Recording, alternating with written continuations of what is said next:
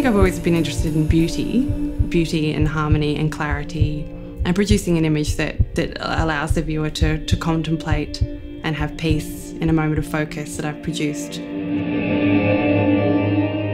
I learnt early on that you get out what you put in. I think it's easy enough with photography. I mean, you can get lucky when you're shooting scenarios and shooting outside with people and whatever you're doing. You can have those moments where things come together. There's a lot of hard work in that kind of photography too. But I really enjoy this kind of laborious process of sourcing the fabric, finding something that communicates the kind of mood that I'm going for, stitching and patting it all together, submersing it, and then more often than not finding it's not working anyway. There's a lot of that back work that goes in, but it's so satisfying when things do come together and you can get the light right and all of these elements to kind of... So I like the work, definitely. It makes that shot, that final image, that one shot really satisfying.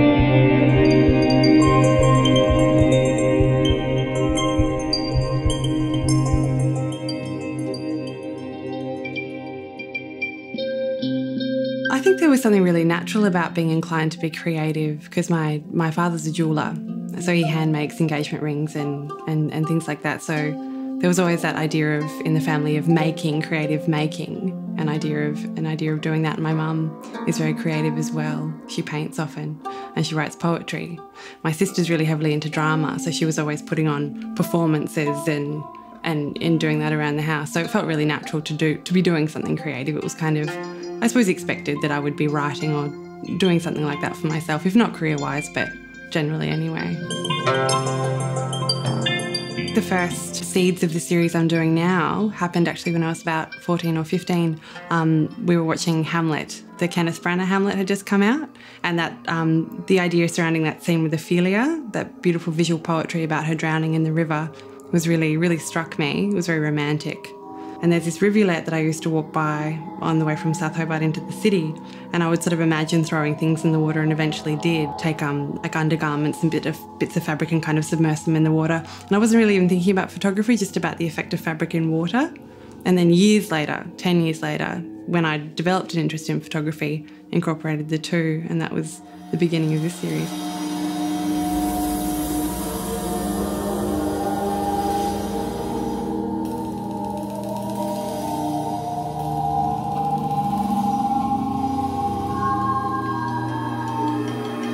I was going around Adelaide and finding bits of garments and underwear and things that I'd find in trees and all of these bits and pieces I was looking for. And just through a process of sort of archiving, collecting them up, knowing I wanted to do something with them but didn't begin for a while.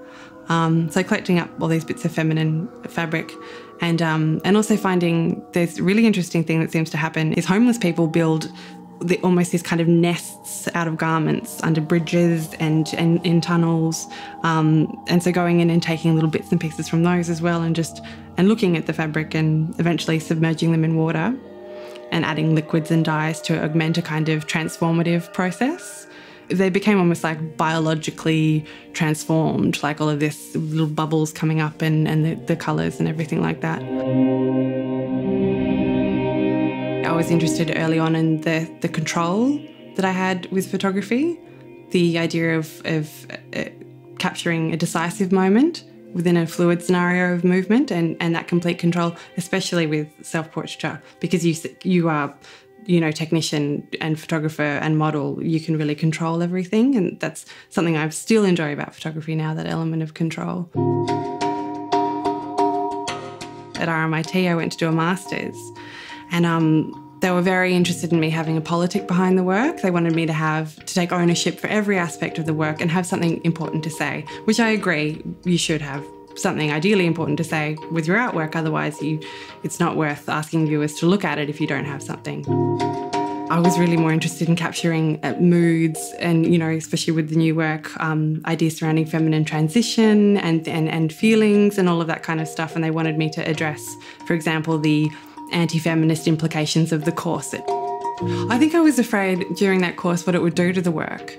I was afraid. I've become very attached to my aesthetics, and my tutor would say things like, "I'm going to break you of your aesthetics." So things like that were very frightening, because I worked really hard for a long time to produce the work that I do in the way that I do, and the idea of letting that go especially with something like photography. A bad shot is a bad shot. You can't, no matter what meaning it might have behind it or what you're trying to say, if it's not something that somebody wants to look at or can feel connected to visually, there's really no point, you know, how good the message is if you can't lubricate it visually, you know.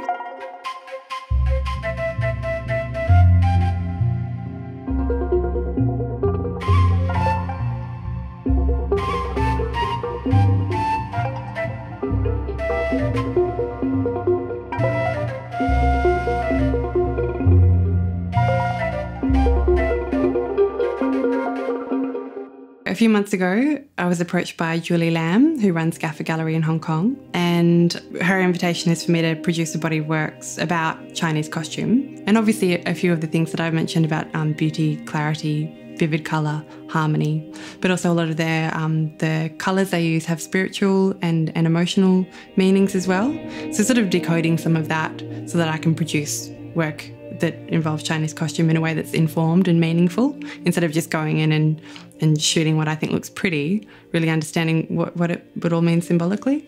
So I looked up Redgate Gallery in Beijing and got a residency with them for next year in May. So I'll be going over and spending a month just studying Chinese opera and learning about Chinese fabric and textiles, visiting textiles mills and meeting with artists to look at Chinese culture and costume.